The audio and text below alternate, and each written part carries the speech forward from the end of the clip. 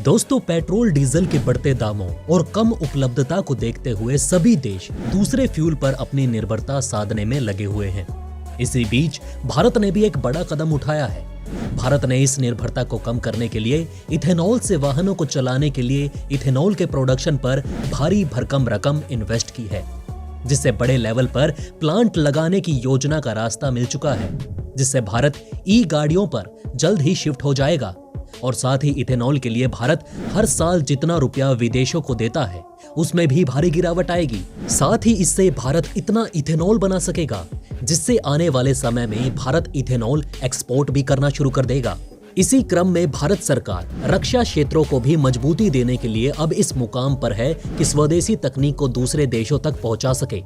कौन सी है वो तकनीक जिसमें भारत को मिलने वाली है भारी सफलता? साथ ही इथेनॉल से आने वाले समय में कैसे काम लिया जाएगा और किसानों को इससे कितना मुनाफा होगा, चलिए दोस्तों आपको बताते हैं। दोस्तों, 400 करोड़ की लागत से मैजापुर शुगर मिल में एशिया का सबसे बड़ा इथेनॉल प्लांट लगेगा। इस कार्य योजना को अमल में लाने की कवायद तेज हो चुकी है। प्लांट लगाने के लिए मिल ऑपरेटर ने किसानों से महंगी दर पर जमीन खरीदकर बाउंड्री वॉल बनाने का काम शुरू कर दिया है। इस प्लांट से 400 किलोलीटर इथेनॉल हर दिन बनाया जाएगा। तैयार इथेनॉल का 20% डीजल और पेट्रोल में मिलाकर कच्चे तेल के आयात को कम किया जाएगा। इस प्लांट का उत्पादन शुरू होने से क्षेत्र के सैकड़ों बेरोजगारों को रोजगार पाने का अवसर भी मिलेगा। मिल प्रबंधन ने अगले साल पेरोई सत्र 2022-23 में चीनी नहीं बनाने का निर्णय लिया है। इथेनॉल का प्रोडक्शन शुरू हो जाने से मिल को काफी लाभ भी होगा। डीजल और पेट्रोल की कीमत ज्यादा होने से मिल को ज्यादा लाभ की उम्मीद है। साथ ही चीनी मिल के आसपास किसानों को भी इस प्लांट के लगने की कार्य योजना से काफी लाभ होगा। उस इलाके के किसानों ने बताया कि प्लांट के लगाने के लिए मिल मैनेजमेंट ने किसानों की जमीन मौजूदा रेट से 3 गुना ज्यादा दामों में खरीदी है। इससे किसानों में उत्साह है। इस प्लांट के लगने से किसानों की मुश्किलें बहुत हद तक कम हो जाएंगी। अब वो अपने गन्नों को आसानी से मिलों को ही बेच पाएंगे। चीनी मिल गन्ने के रस से चीनी बनाती थी, लेकिन अब उस रस को सीधे इथेनॉल बनाने में इस्तेमाल किया जाएगा। तैयार इथेनॉल को पेट्रोल और डीजल में मिलाकर पेट्रोलियम पदार्थों में इंपोर्ट को कम कर विदेशी मुद्रा के भंडार को बढ़ाने में मदद मिलेगी। किसान अपने गन्ने का भुगतान समय से पा सकेगा। देश में अभी तक केवल 5% इथेनॉल पेट्रोल और डीजल में मिलाया जा रहा है, क्योंकि मांग के अकॉर्डिंग इथेनॉल तेल कंपनियों को नहीं मिल पा रहा है। देश की पहली इथेनॉल से चलने वाली बाइक टीवीएस कंपनी ने बनाई है। इस बाइक में पेट्रोल डीजल नहीं बल्कि इथेनॉल फ्यूल का इस्तेमाल होता है। वहीं गोरखपुर फर्टिलाइजर प्लांट की शुरुआत करने गए प्रधानमंत्री नरेंद्र मोदी ने इथेनॉल प्रोडक्शन पर जोर दिया है। उन्होंने कहा कि पेट्रोल डीजल के लिए कच्चे तेल पर भारत हर साल 5 से 7 लाख करोड़ रुपए खर्च करता है।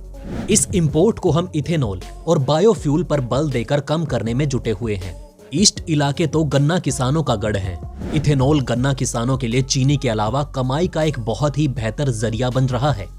साथ ही उत्तर प्रदेश में ही बायोफ्यूल बनाने के लिए कई फैक्ट्रियों पर काम चल रहा है।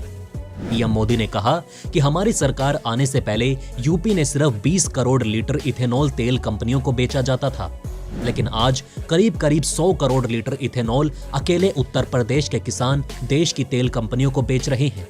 पहले खाड़ी का तेल आता था, लेकिन अब झाड़ी का भी तेल आने लगा है। प्रधानमंत्री नरेंद्र मोदी ने कहा कि उत्तर प्रदेश की वर्तमान सरकार ने गन्ना किसानों के लिए बीते सालों में अभूतपूर्व काम किया है।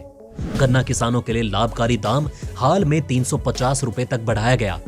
फिलहाल ऑयल मार्केटिंग कंपनियां 10% तक इथेनॉल के साथ ब्लेंडेड पेट्रोल को बेचती हैं। केंद्र सरकार के मुताबिक अप्रैल 2023 से पेट्रोल में 20% इथेनॉल ब्लेंडिंग शुरू हो जाएगी। इससे किसानों को फायदा होगा। इसलिए सरकार इस दिशा में तेजी से काम कर रही है ताकि पेट्रोलियम पर खर्च कम हो और इथेनॉल के जरिए किसानों की आमदनी में बढ़त हो सके। केंद्र सरकार के मुताबिक 2013-14 में तेल कंपनियों द्वारा इथेनॉल की 38 करोड़ लीटर खरीद होती थी, जो अब 2020-21 में बढ़कर 350 करोड़ लीटर से ज्यादा हो गई है। अभी इथेनॉल प्रोडक्शन की सबसे ज्यादा 35 करोड़ लीटर की क्षमता बलरामपुर चीनी मिल के पास है। प्रधानमंत्री नरेंद्र मोदी ने कहा कि आज खाने के तेल को इंपोर्ट करने के लिए भी भारत हर साल हजारों करोड़ रुपए विदेशों को बेचता है। इस हालत को बदलने के लिए देश में ही पर्याप्त खाद्य तेल के प्रोडक्शन के लिए राष्ट्रीय मिशन शुरू किया गया है, जिसके लिए सरकार ने हाल ही में पाम ऑयल मिशन के तहत 11,040 करोड़ रुपए का बजट पास किया।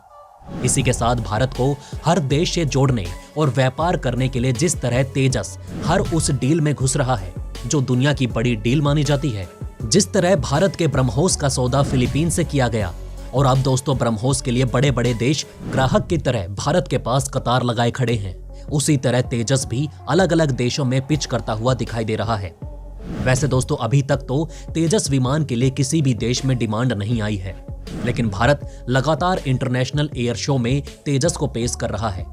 भारत उसी नीति को अपना रहा है जिस नीति के जरिए अमेरिका अपने हथियारों को इंटरनेशनल लेवल पर एक्सपोर्ट करता है और इसका लाभ भी देखने को मिल रहा है।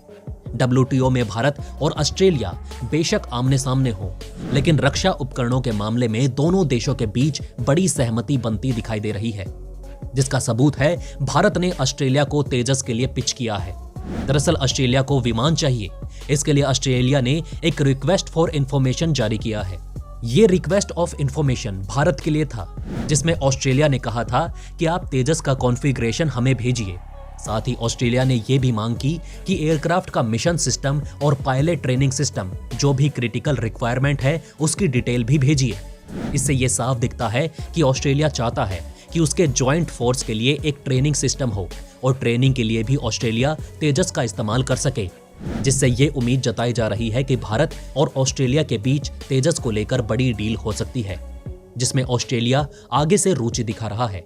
लेकिन यहां भारत के लिए एक बड़ी मुसीबत बन सकती है। अब क्योंकि भारत का DRDO भारतीय तकनीक में इतना सक्षम हो गया है, इसलिए भारत कई देशों को तेजस विमान के लिए पिच करता नजर आ रहा है। इससे समस्या ये हो सकती है कि भारत जिस तेजी से तेजस को इंटरनेशनल मार्केट में उतार रहा है, उतनी ही तेजी से विमानों का प्रोडक्शन भी करना होगा। अगर भारत तेजस की डील करता है तो इसमें सबसे महत्वपूर्ण ये होगा कि भारत टाइमली तेजस को डिलीवर करे। 4.5 जनरेशन का ये एयरक्राफ्ट इस वक्त एशिया, अफ्रीका, यूरोप और लैटिन अमेरिका में बहुत ध्यान से देखा जा रहा है और ये कोशिश की जा रही है कि इसके प्राइस को लेकर नेगोशिएशन हो सके। अब इसकी मांग का सबसे बड़ा कारण तब बना जब भारत ने रक्षा इंतजामात के लिए 83 तेजस को बनाने का ऑर्डर दिया था, क्योंकि जब तक अपना ही देश स्वदेशी तकनीक से लैस हथियारों का इस्तेमाल नहीं करेगा तो दूसरा देश आपके विमानों को क्यों लेगा। अब दोस्तों वहीं HAL के डायरेक्टर R माधवन ने यह भी बताया कि हमने कई देशों के RFI का जवाब दिया है और बहुत जल्द सुनने को मिल सकता है कि भारत को तेजस का ग्राहक मिल गया है, जिससे अंदाजा लगाया जा सकता है कि तेजस आने वाले 2026-27 तक भारी डिमांड में रह सकता है। फिलहाल HAL का टारगेट है कि हर साल 8 से 12 तेजस विमान बनाए जाए, जिसके लिए HAL को काफी सारे प्रोडक्शन सेंटर भी खोलने की जरूरत होगी।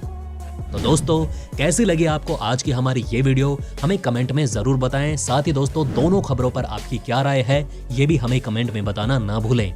वहीं अगर आपको ये वीडियो अच्छा लगा तो इसे लाइक और थम्स अप देना ना भूलिएगा और जाते जाते हमारे चैनल को सब्सक्राइब जरूर करें। खुश रहें, ध्यान रखें, धन्यवाद।